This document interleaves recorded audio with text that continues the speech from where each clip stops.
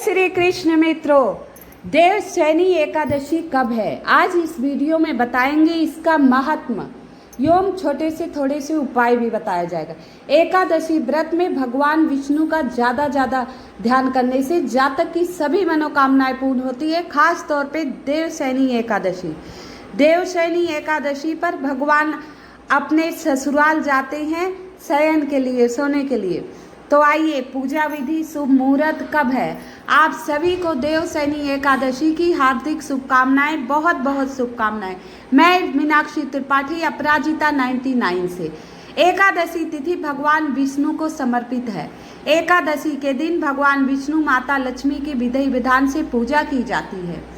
पूजा अर्चना करने से भक्तों की सभी इच्छाएं पूर्ण होती हैं। आषाढ़ मास के शुक्ल पक्ष की एकादशी को देवशयनी एकादशी कहा जाता है।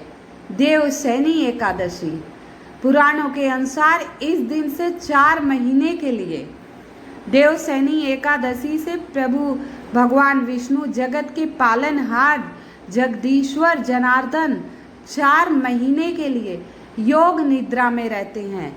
भगवान केशव कृष्ण योग निद्रा में रहते हैं। भगवान विष्णु और शुभ मांगलिक कार्यों पे रोक लग जाती है।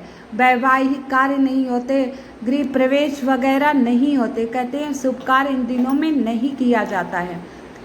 तो ये सब बंद हो जाएगा 4 माह के लिए, क्योंकि भगवान जाएंगे योग निद्रा में और सृष्टि का संचालन भगवान शिव करते हैं।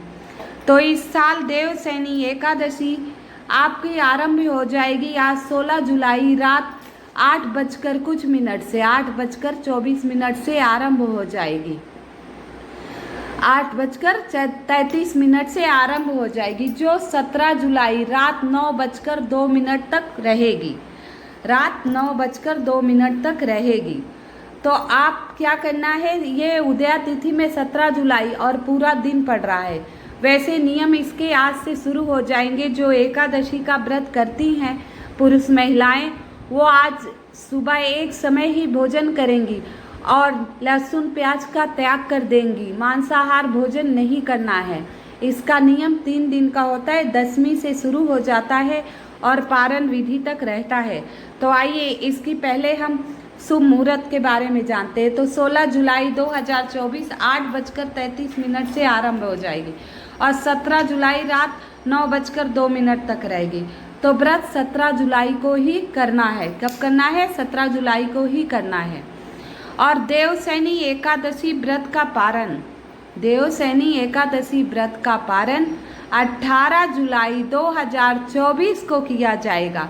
व्रत का शुभ मुहूर्त 18 जुलाई सुबह 5:34 से लेकर 8:19 तक पारण का शुभ मुहूर्त है। तो 8 बजे के पहले आप पारण कर लीजिएगा। 7:15 तक पारण का बहुत ही शुभ योग बन रहा है।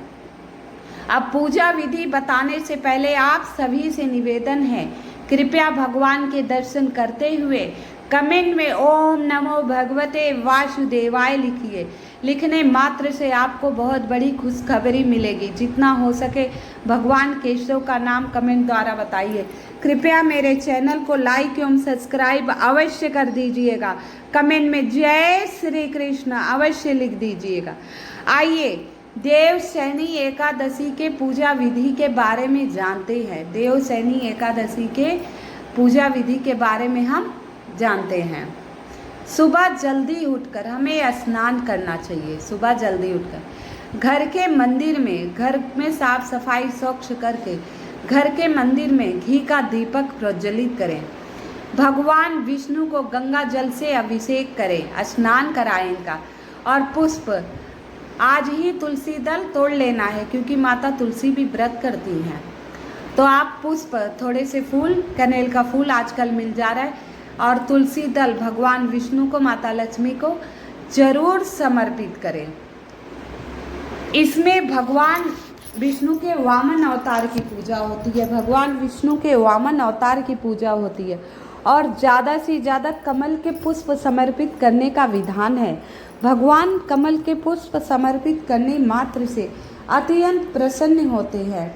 1 पुष्प, 2, 11, 21, 51, 108 जो आपका सामर्थ्य हो नहीं हो तो एक पुष्प अवश्य समर्पित कर दीजिएगा। इस दिन लक्ष्मी नारायण के स्वरूप की पूजा होती है। इस दिन जय श्री लक्ष्मी नारायण के स्वरूप की विशेषकर पूजा होती है। कहते हैं इस व्रत में जो लक्ष्मी नारायण के स्वरूप की पूजा करते हैं उसमें माता लक्ष्मी अत्यंत प्रसन्न रहती हैं। 7 पुश्तों तक धन बरसता है। विधि विधान से पूजा करनी चाहिए।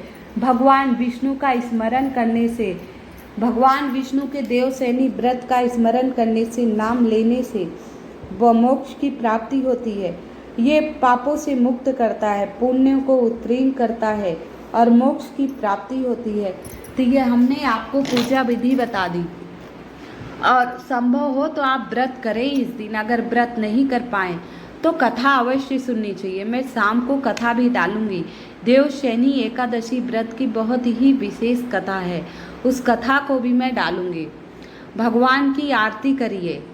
ओम जय लक्ष्मी रमणा, इस आरती को अवश्य पढ़िएगा।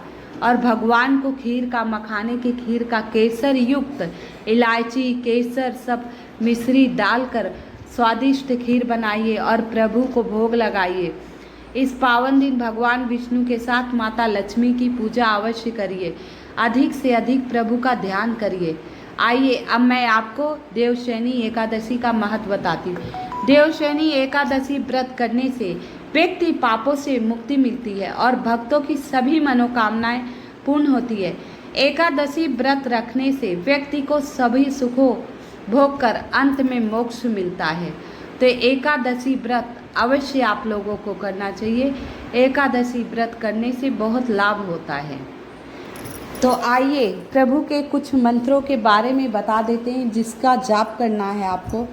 वैसे आंवले के वृक्ष के नीचे 1 लोटा जल डाल दीजिएगा और वहीं आंवले के वृक्ष के नीचे बैठकर ओम नमो भगवते वासुदेवाय नमः, ओम नमो भगवते वासुदेवाय नमः, ओम नमो भगवते वासुदेवाय नमः, ओम कृष्णाय नमः, ओम केशवाय नमः।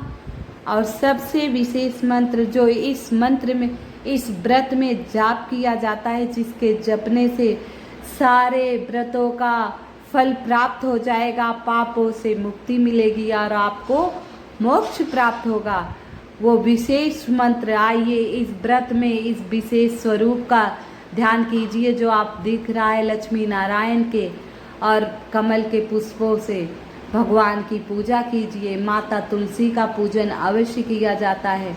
माता तुलसी भी इस दिन व्रत करती हैं। माता तुलसी को हरि वल्लभा कहा जाता है, विष्णु प्रिया कहा जाता है। तो माँ तुलसी की पूजा अवश्य कीजिए। इस दिन माता तुलसी को जल समर्पित नहीं किया जाता क्योंकि माता इस दिन भगवान विष्णु के निमित्त एकादशी का व्रत करती हैं। तो आप इस दिन तुलसी में जल समर्पित नहीं करेंगे, और लेकिन वहाँ बैठकर आप इस मंत्र का जरूर जाप कीजिएगा। अगर आप आंवले के वृक्ष के नीचे नहीं बैठकर जाप कर पा रहे हैं तो माता तुलसी का पौधा तो आप सभी के घर में होगा। हमारे हिंदू सनातन धर्म में तुलसी माता पूजनीय है और सभी मनोकामनाएं पूर्ण करती हैं। अधिकतर सभी के घर में माता तुलसी विराजमान है। आध्यात्मिक तौर पे भी माता तुलसी का पौधा लगाने से घर में सकारात्मक ऊर्जा होती हैं, कई बीमारियां को से दूर भाग जाती हैं। तो माता तुलसी के पौधे के पास बैठना है। एक घी का दीपक आपको जलाना है, शुद्ध गाय का घी का दीपक जलाइए और फूलों का आसन लगाइए, क्योंकि इस दिन एकादशी के दिन चावल नहीं खाया जाता। तो आप आसन लगाइए फूलों का और जाप कीजिए।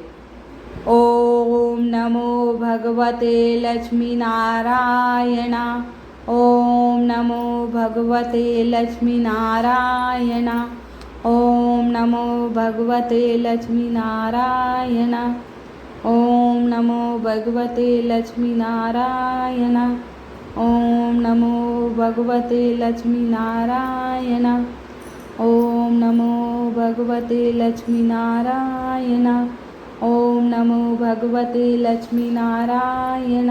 इस मंत्र का जितना हो सके आप जाप कीजिएगा। इस मंत्र को तुलसी माता के पास बैठ के जाप करने से भगवान विष्णु अत्यंत प्रसन्न होंगे और आपकी सारी मनोकामनाएं पूर्ण करेंगे। कृपया मेरी वीडियो को लाइक एवं सब्सक्राइब अवश्य कर दीजिएगा। कमेंट में ओम नमो भगवते वासुदेवाय अवश्य लिख दीजिएगा। जय माँ लक्ष्मी जय।